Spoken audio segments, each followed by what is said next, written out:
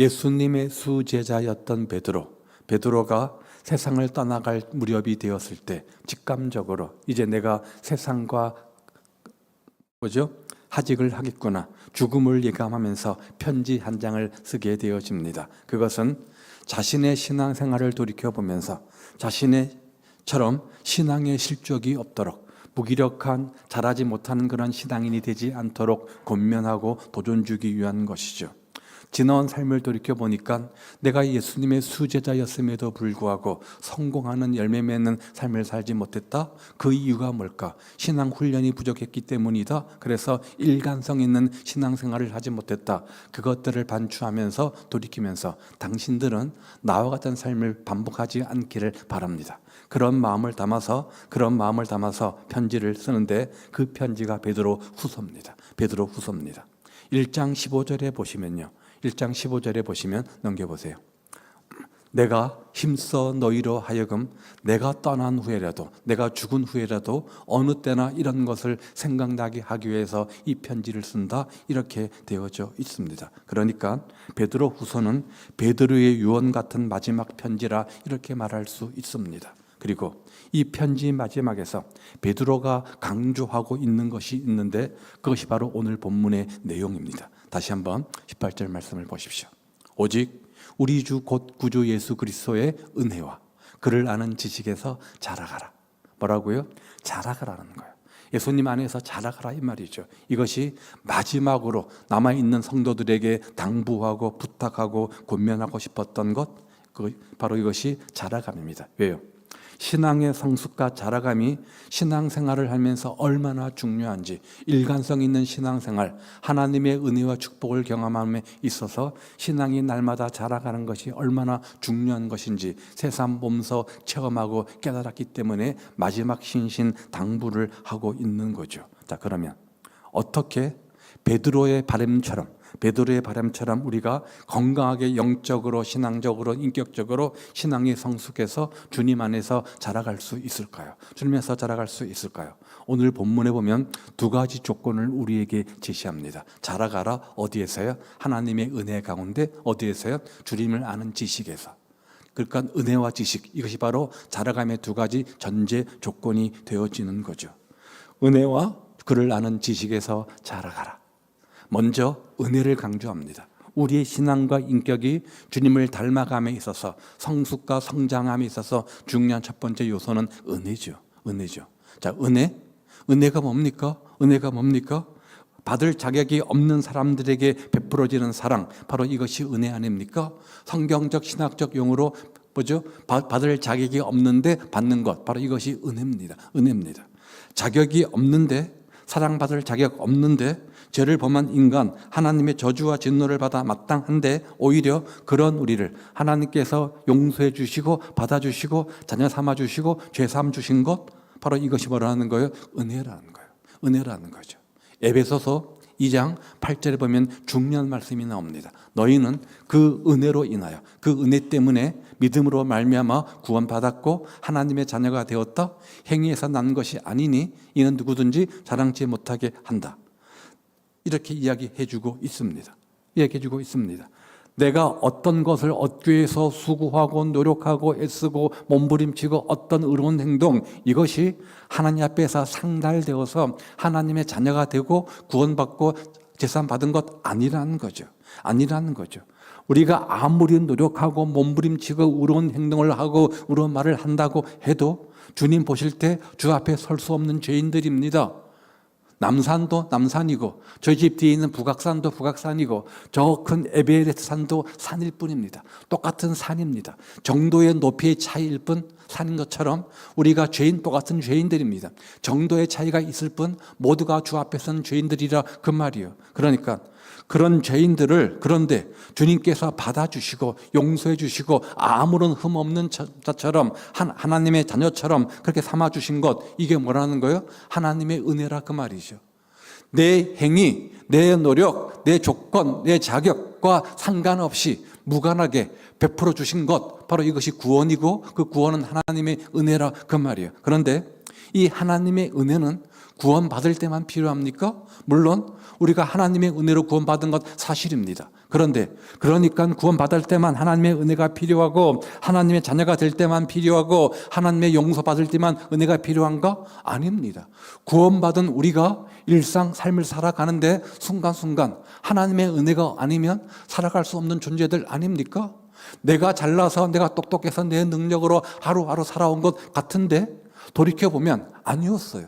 순간순간 하나님의 기가 막힌 은혜가 있었음을 새삼 우리가 반추하고 고백하게 되어지지 않습니까? 그러니까 하나님의 은혜는 자꾸만 구원받을 때만 필요한 조건 이렇게 말하면 안 된다 그 말이에요. 구원받은 우리가 구원받은 자답게 하나님의 은혜와 능력들을 날마다 경험하는 성숙을 이루기 위해서 순간순간 필요한 조건이 뭐냐? 은혜라 그 말이에요. 은혜라 그 말이에요. 그래서 사도 바울은 고린도전서 15장 10절에서 이렇게 말하죠. 내가 나된 것은 뭐라고요? 하나님의 은혜다. 이런 놀라운 고백을 하지 않습니까? 오늘 내가 살아가는 것, 이렇게 숨쉬고 말하고 먹고 잠자며 살아가는 것 당연한 것처럼 여기지만 아닙니다. 그게 은혜입니다. 저처럼 생사의 고비에 섰던 사람들 서울대 병원에서 이틀 안에 급사할 겁니다.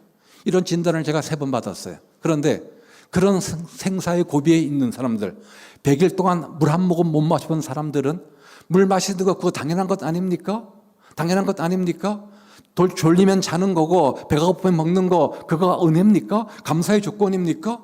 당연히 여겨지는데 그것이 안 될 경우는 이것이 은혜였구나. 숨 쉬며 살아가는 것 이렇게 말할 수 있는 것 그거 당연한 것 아닙니까? 100일 동안 말을 못 해보니까 그것이 이만큼이나 말할 수 있다는 게 이만큼이나 말할 수 있다는 게 이것이 얼마나 큰 은혜인지 몰라요. 그것을 사도 바울이 깨달았어요. 그래서 나에 나던 것은 하나님의 은혜다.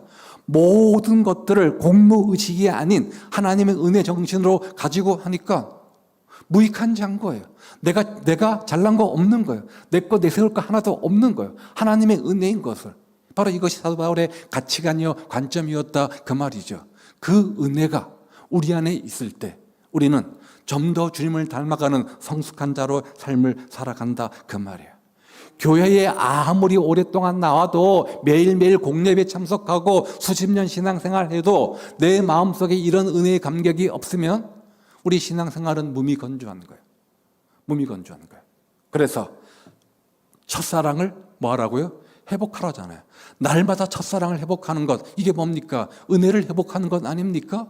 나 같은 죄인을 구원해서 이렇게 하나님 자녀 삼으시더니 그 은혜의 감격을 회복하면 모든 것들을 다 상쇄시켜버리고 정말 가난한 자가 무익한 자가 되어서 주님 섬길 수 있다 이 말이에요. 이런 깨달음 없으면 은혜에 대한 감격이 없으면 신앙 결코 자라지 못한다 이 말이에요. 그래서 골로새서 1장 6절에 보면 이렇게 말해요. 이 복음이 이미 너희에게 이름에 너희가 듣고 복음 듣고 참으로 하나님의 은혜를 깨달은 날부터 그 다음 뭐예요? 너희 중에서와 같이 또한 온천에서 뭐하고요? 열매를 맺어 자라간다. 열매를 맺어 자라감 성숙이죠. 성장이죠. 주님을 닮아감이죠. 어떻게 해요? 은혜를 깨달은 날부터. 어떤 은혜요? 하나님의 은혜죠. 아니 나 같은 사람에게 하나님께서 이런 은혜를 베풀어 주시다니 하나님께서 이런 은혜를 베풀어 주시다니 너무나 놀랍구나 너무나 감사하구나. 나는 아무런 존재의식도 없고 아무런 공로의식도 없고 자존감도 없었는데 별볼 없는 내 인생이라고 생각했는데 그런 나를 선택하셔서 하나님 자녀 삼아주시고 세상에 배운 것도 없고 가진 것도 없고 그렇게 평범한 인생을 살아가는 나에게 이런 넘치는 분에 넘치는 은혜를 주시다니 이게 뭐예요? 깨달은 거예요. 뭐를요? 하나님의 은혜를 깨달은 거예요. 그런 마음이 있으면 어떤 마음으로 살까요? 빚진 자의 심정으로 살겠죠. 베푸신 하나님의 은혜를 기억하며 내가 어떻게 이 은혜를 1000분의 1이라도 10,000분의 1이라도 갚을 수 있을까? 그런 마음으로 빚진 자의 심정으로 살 것 아닙니까? 그러면 내 안에 주님의 사랑과 은혜가 넘쳐나서 그 사랑으로 살아낼 것 아닙니까? 그런 은혜를 깨달으면 당연스럽게 주님 닮아가고 싶을 것이고 성장과 성숙이 자연스럽게 이루어질 것 아닙니까? 그런 은혜를 사모하라 그 말이에요. 그런 은혜를 가지라 그 말이에요. 그러면 어떤 것이 구체적으로 그런 은혜를 갖는 마음일까? 한 신학자는 우리 마음속에 세 가지 마음을 갖는 거라고 했어요. 하나는 감사하는 마음이에요. 감사하는 마음이에요. 죽었다가 살아나면 살아있는 것 자체가 뭐예요? 감사의 조건이 되는 거예요. 당연시 여겼던 것이 감사의 이유가 되는 거예요. 주님 안에서 은혜를 깨달으면 모든 것들을 새로운 시각으로 보겠죠. 가치관의 전도가 일어나겠죠. 그러면 모든 것이 이래도 감사, 저래도 감사, 감사의 마음이 넘쳐날 겁니다. 또 주님을 의지하는 마음입니다. 세상 것 의지했더니 아무것도 아니에요. 그 누구보다도 그 무엇보다도 하나님만 사랑하고 소망하고 붙잡는 마음, 그런 마음 생길 것 아닙니까? 그리고 내가 이렇게 살면 하나님께서 내 인생 책임져 주시겠지. 그런 기대하는 마음, 기대하는 마음, 신뢰하는 마음, 감사하는 마음, 이것이 바로 하나님의 은혜를 깨달은 자의 삶의 모습이라 이렇게 이야기했어요. 오늘 우리가 어떻게 신앙이 자라갈 수 있다고요? 사도 베드로의 가르침대로, 바람대로 은혜를, 하나님의 이런 은혜를 깨닫고 사모할 때입니다. 여러분, 날마다 하나님의 은혜 가운데 오늘 사도 바울의 고백처럼 나의 나된 것은 하나님의 은혜입니다. 하나님의 은혜입니다. 내가 숨쉬며 살아가는 것, 이 모든 것 하나님의 은혜입니다. 우리가 늘 입술로 고백하는 은혜란 찬송처럼 이 모든 것이 하나님의 은혜입니다. 그런 입술의 고백의 주인공들 되시기를 우리 주님의 이름으로 축복을 드립니다. 두 번째 조건은 뭡니까? 알아가는 겁니다. 그를 아는 지식에서 자라가라. 자라가는 것이 목적인데 자라가기 위해서 두 가지 요소가, 하나는 은혜고 하나는 지식입니다. 근데 어떤 지식이요? 그를 아는 지식. 그를 아는 지식이라 이렇게 말했어요. 그러니까 예수님을 알아야지 그 결과 우리가 주님을 닮아갈 수 있다 이 말이죠. 부부가 있습니다. 서로 사랑해서 서로 잘 안다고 해서 결혼했는데 막상 살아보면 아는 것이 아니었습니다. 그렇죠? 아는 것이 아니었습니다. 함께 살아가면서 서로 알아가는 거죠. 알아가면 알아갈수록 원래 저런 사람이니까, 저런 스타일이니까 대처하고 하기가 오해가 덜 생기고 서로 하나 되기가 쉬워집니다. 그런데 여기 알아가면 지식일까요? 체험일까요? 체험입니다. 부부란 인연을 맺고 함께 한 입을 덮고 살아가면서 체험하면서, 아, 우리 남편은 이런 사람이구나, 우리 아내는 이런 사람이구나, 어떤 것이 장점이고 어떤 것이 약점이고 알아갑니다. 알아가면서 서로 뭐죠? 하모니를 이루고 하나 되어지고, 때로는 불화 다툼도 있겠지만 점점 뭐죠? 한 몸 이루어가는 것 아니겠습니까? 그게 뭐예요? 성숙이죠. 그게 성숙이죠. 그래서 부부는 점점 나중에 닮아간다고 하잖아요. 부창부수 비슷해진다고 하지 않습니까? 인품도 성격도 목표도 모든 것들이 비슷해집니다. 처음에는 칼날처럼 날카롭게 상대방을 아프고 찔렀겠죠. 가시가 되었겠죠. 하루 1년 10년 살아가면서 마모되고 돼가지고, 그렇죠? 어떻게 됩니까? 둥그렇게 돼서 이렇게 조화를 이루며 살아가는 것 아닙니까? 아마도 베드로의 체험이 그러하지 않았을까 생각합니다. 베드로의 프라이드 뭡니까? 베드로의 자부심 뭡니까? 내가 누구예요? 예수님의 수제자다. 제일 먼저 부름받은 예수님의 수석 제자다. 이런 자부심이 있었을 겁니다. 그래서 굳이 강조하지 않았지만 어깨에 힘두고 다른 제자들에 비해서 이렇게 큰 소리 떵떵 치며 살지 않았겠습니까? 그런 그가 어떻게 했어요? 차마 입으로 담을 수 없는 말로 자기의 스승 예수님을 몇 번씩이나, 3번씩이나 부인하며 실패의 사람으로 전락하고 맙니다. 내 인생 끝났다. 실패했다. 어디 가자. 다시 갈릴리로 가자. 뭐 하자. 옛날로 돌아가자. 뭐 했어요? 다시 물고기 잡는 어부가 되어집니다. 제대로 예수님을 아는 겁니까?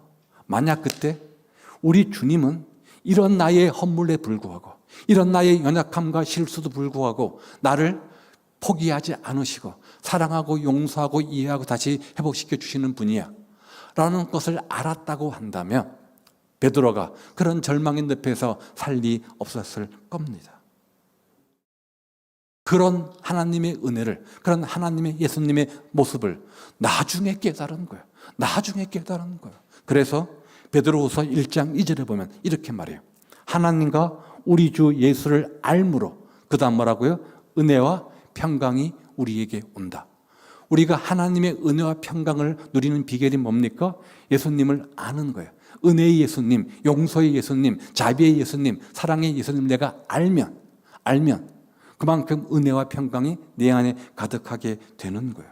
그래서 쭉쭉 나가서 그 다음 8절에 보면 이렇게 말해요. 이런 것이 너희에게 있어 흡족한즉 너희로 우리 주 예수 그리스도를 알기에 게으르지 말고 열심히 없는 자가 되지 않기를 원한다.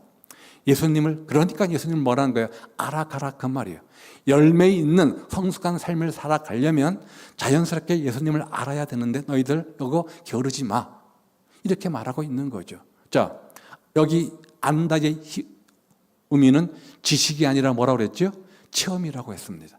나 그거 아는 건데 나 배웠는데 지식적으로 아는 것 아니고 그 알았던 성경 지식을 얼마나 내 삶 속에서 남편이 아내가 남편을 알아가는 것처럼 체험적으로 경험하고 살아가는가. 하나님이 나의 사람 목자다. 알아요, 몰라요? 알아요. 알면 뭐해요? 나는 얼마나 내 인생 가운데 선한 목자 되시는 하나님을 날마다 경험하며 살아가는가. 이게 핵심 아닙니까? 나의 힘이 되신 여호와여, 나의 능력 되시는 여호와여, 나의 방패 되시는 여호와여. 알아요, 몰라요? 알아요.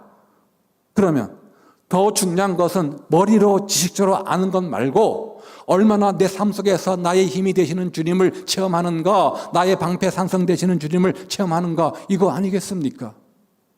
하나님이 우리 기도에 응답한다는 거 알아요, 몰라요? 알아요. 알면 뭐해요? 얼마나 나는 기도 가운데 하나님을 만나고 영적 성숙이 이루어지고 영적 교제의 풍성함을 경험하고 얼마나 눈에 보이게 손에 잡히게 기도 응답을 경험하며 살아가는가. 이게 신앙 성숙의 핵심 아닙니까? 그렇게 알면 자연스럽게 열매 있는 삶을 살아낼 것 아닙니까? 이것을 사도 베드로도 나중에 깨달았어요. 그래서 이렇게 힘주어 고백하는 거예요. 정말 열매 있는 성숙한 자의 삶을 살아가기 원한다면 나처럼 무기력한 신앙인이 아니라 능력이 있는 성령 충만한 삶을 살아가기를 원한다면 알아야 된다. 하나님의 은혜를 알아야 되고 하나님의 지식 알아야 된다. 그 은혜와 지식에서 자라가라. 이렇게 힘주어 마지막으로 신신당부하고 있는 거죠. 그러면 어떻게 예수님을 알아갈 수 있습니까? 어떻게 예수님을 알아가는 지식을 우리가 가질 수 있습니까? 곰곰이 생각해 봤는데 두 개밖에 없어요. 하나는 말씀이고 또 하나는 기도예요. 말씀을 통해서 우리는 주님을 알아갑니다. 닮아갑니다. 또한 기도를 통해서 우리는 주님을 알고 닮아갑니다. 첫 번째 요소는 말씀입니다. 말씀이에요. 육체의 건강을 위해서 날마다 밥을 먹어야 됩니다. 영양분을 섭취해야 됩니다. 그런데 마찬가지로 영혼의 성장을 위해서 영적 양식 뭐죠? 말씀을 우리가 먹어야 된다 그 말이에요. 한 이틀만 안 먹어보십시오. 한 3일만 안 먹어보십시오. 눈이 팽팽 도는 게 기력도 없고 삶의 의미도 없고 만사가 귀찮지 않습니까? 일어나는 것도 싫어요. 왜요? 안 먹었으니까. 한 끼 먹으면 그 한 끼가 또 한나절을 버틸 수 있는 에너지가 되는 것 아닙니까? 그 힘 가지고 한나절을 살아가잖아요. 마찬가지로 영적인 양식, 영혼의 양식을 먹어야 우리 영혼이 건강하고 회복되어지는데 영혼의 양식을 안 먹는다? 영적으로 아사 상태에 빠질 수밖에 없는 거죠. 그래서 요한복음 5장 36절은 니들이 성경 이야기하는데 그 성경이 뭐라고요? 내게 대하여 예수님에 대해서 증언하는 거다. 이렇게 이야기해 주고 있는 거예요. 그러니까 성경을 통해서 우리는 누구를 알 수 있는 거예요? 예수님을 알 수 있는 거예요. 어떤 예수님? 우리의 구원자 되시는 예수님. 우리의 메시아 되시는 예수님. 우리 삶의 주인 되신 예수님을 어디에서 배워 알아가는 거예요? 성경에서. 수많은 사람들에게 감동을 주고 수많은 사람들의 삶을 변화시키는 헌신케 하는 영원한 베스트셀러 뭐예요? 성경입니다. 다 중요하지만 무엇보다 중요한 것은 이 책 안에 구원의 비밀이 담겨져 있기 때문 아닙니까? 구원받는 비밀을 우리에게 제공해 주기 때문 아닙니까? 여러분 어떻게 우리가 신앙이 자라갈 수 있습니까? 말씀이라는 거예요. 디모데후서 3장 16절 17절이죠. 우리가 잘 아는 말씀인데요. 모든 성경은 하나님의 감동으로 된 것으로 교훈과 책망과 바르게 함과 의로 교육하기에 유익하니 이는 목적은 하나님의 사람으로 온전하게 하는 것. 어떻게 우리가 하나님의 사람으로 온전하게 되어서 날마다 주님 닮은 작은 예수가 되는가? 목적은 그거는 방법은 뭐라는 거예요? 성경이라 그 말이죠. 성경이라 그 말이죠. 하나님 말씀이 우리를 교훈하고 책망하고 바르게 하고 의로 교육한다. 이게 교육이죠. 이것을 통해서 우리를 하나님의 사람으로 온전하게 만든다. 이 말은 유능한 사람으로 만들어준다 그 말이에요. 하나님 말씀으로 지도받고 인도받고 교육받았으니까 당연히 유능한 사람 될 수밖에 없는 것 아닙니까? 어떻게 살아야 되는지, 어디에 내 삶을 투자해야 되는지, 어떻게 살아가야 하는지 이 장표를 알려주는 역할 뭡니까? 성경 아닙니까?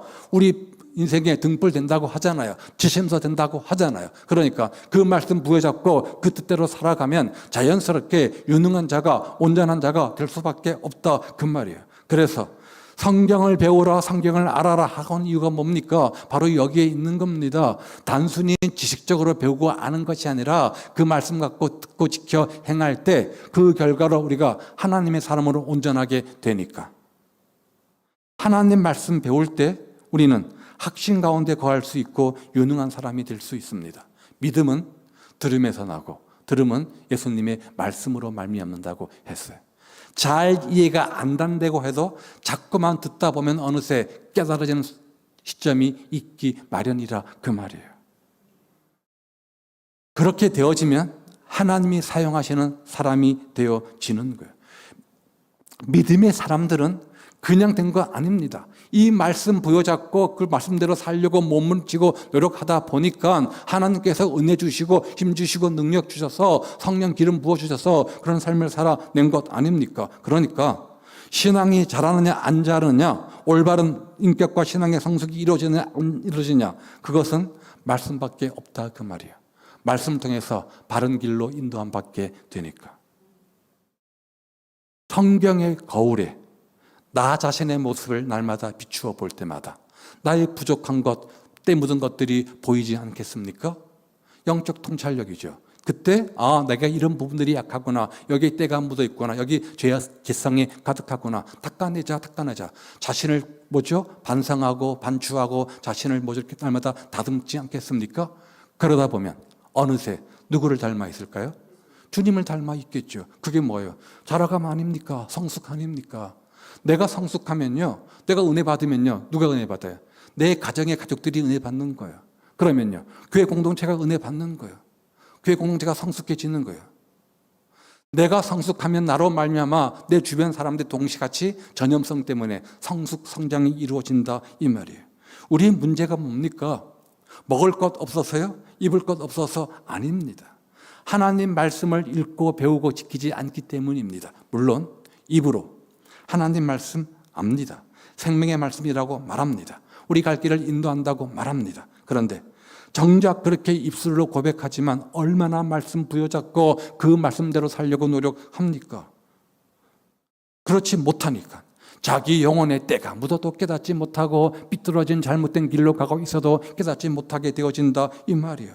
입으로 하나님 말씀을 말하지만 행동으로 삶으로 거부하니까 무기력한 무능력한 신앙인의 삶을 살 수밖에 없는 거예요. 우리 영혼의 골수를 쪼개서 하나님의 사람으로 온전케 해야 되는데 우리가 그 말씀대로 살려고 하지 않으니까 그 말씀이 제대로 역할을 못 해내는 거예요. 이게 가장 큰 문제 아닙니까? 한국교회 성도들 영적 성경적 지식은 세계에서 최고일 겁니다. 굉장히 많이 배웠습니다. 제자 훈련도 했고요, 뭐도 했고 다 좋아요. 오 예배마다 무슨 훈련 옛날에 크로스에 이브닝 해서 다 훈련 받지 않았습니까? 다 교육 받았습니다. 머리에 들은 성경 지식은 이따만한데 삶으로 옮기지 못하니까 영적 가분수가 되어서 예수 믿는 것들은 입만 살아서 이런 비난과 평가를 받지 않습니까? 이게 우리의 문제인 거예요. 몰라서가 아니라 아는 것을 제대로 지키지 않기 때문에 이게 문제예요. 그래서 하나님 말씀을 묵상하기 한 것부터 시작하십시오. 묵상하는 이유는, 듣는 이유는, 배우는 이유는 뭡니까? 지키려고, 순종하려고, 적용하려고 하는 겁니다. 오늘 이 말씀 듣고 여러분 다락방 하십시오 라고 하는 이유가 뭡니까? 일방적으로 막 듣잖아요. 속아 먹는 거예요. 씹는 거예요. 그것들을 어떻게 합니까? 나중에 되새김질 합니다. 다시 끄집어내서 제대로 소화하라. 어딥니까? 다락방 소그룹 모임이라 그 말이죠. 일방적으로 들었던 것, 일방적으로 먹었던 것 다시 끄집어내면서 나는 이게 맛있었다, 이게 맛있었다 서로 이야기 나누면서 각자 실천 적용하도록 하기 위해서 다락방 소그룹을 하는 거죠. 날마다 성경 말씀을 가슴에 입술에 달고 살아보시기 바랍니다. 그리고 그 말씀대로 살려고 노력하며 몸부림치다 보면 주님 더 많이 알아가게 되어질 거고, 알아가는 것만큼 알아야 면장하죠. 아는 것만큼 주 앞에 순종하는 삶을 살게 되고, 그러면 성장이 성숙이 이루어지는 거예요. 또 하나는 기도입니다. 사람이 어떻게 하나님과 영적 교제합니까?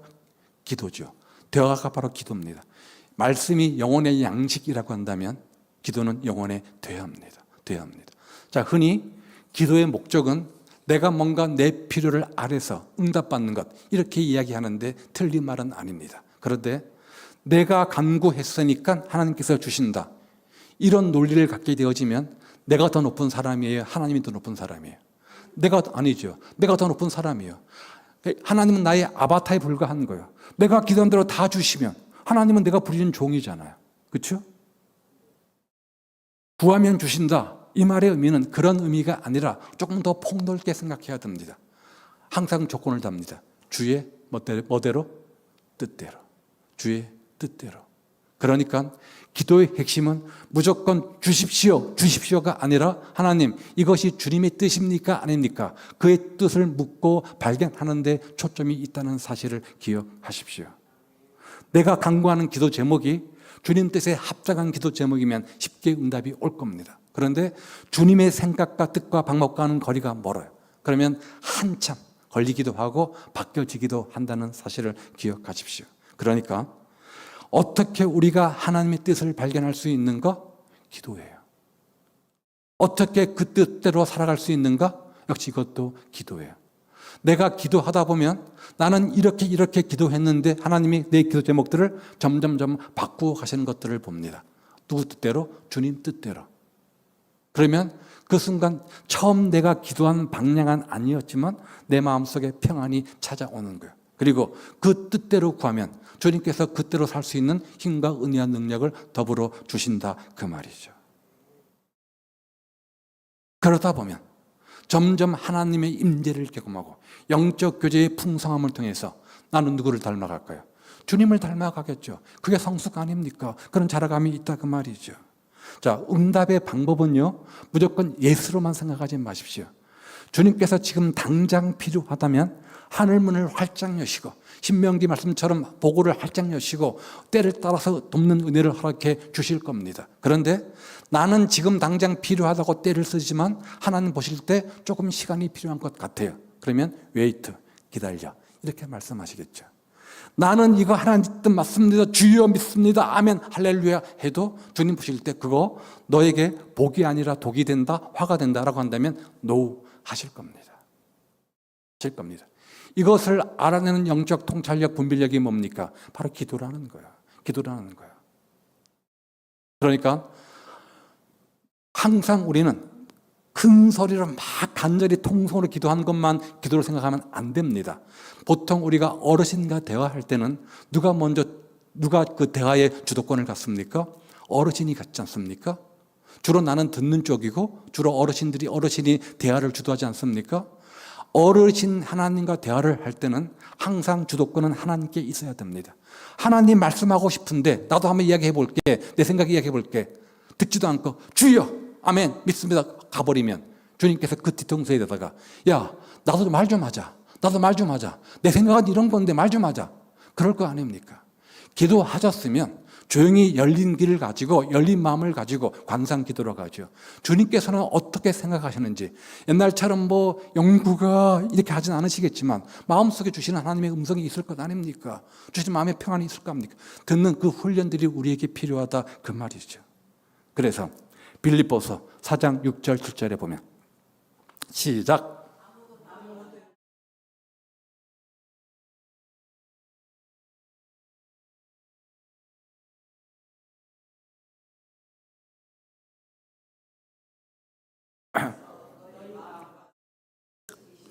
우리 마음과 생각, 염려를 지키시는 비결이 뭐라는 거예요? 기도라는 거죠. 염려, 근심이 찾아오면 어떻게 그것을 극복할 수 있는가? 가만히 있으면 안 되고 그 문제 가지고 기도할 때 그 마음, 염려, 근심, 생각을 지켜주신다. 이렇게 말씀합니다.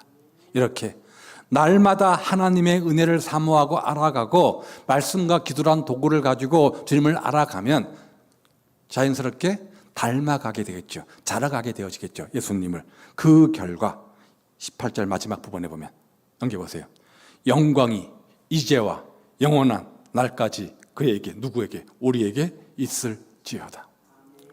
날마다 하나님 은혜 사모하고 하나님 은혜를 깨달아가고 말씀과 기도의 도구를 가지고 날마다 주님께 초점을 맞추고 살아가면 영적 성숙 변화, 자라감이 일어나게 되어지고 그 결과로 영광이 언제까지요? 이제와 영원한 날까지 내가 이 땅 살아가는 날 동안 영원히 함께 하시고 은혜 베풀어 주시고 축복해 주신다. 이렇게 약속하고 있습니다. 이런 은혜와 이런 축복의 주인공 되시기를 우리 주님의 이름으로 축복을 드립니다. 날마다 말씀의 훈련, 기도 훈련을 통해서 예수님의 은혜와 지식까지 자라가는 성장의 기쁨, 예수님 안에서 자라가는 삶이 되시기를 우리 주님의 이름으로 축복을 드립니다. 기도하겠습니다.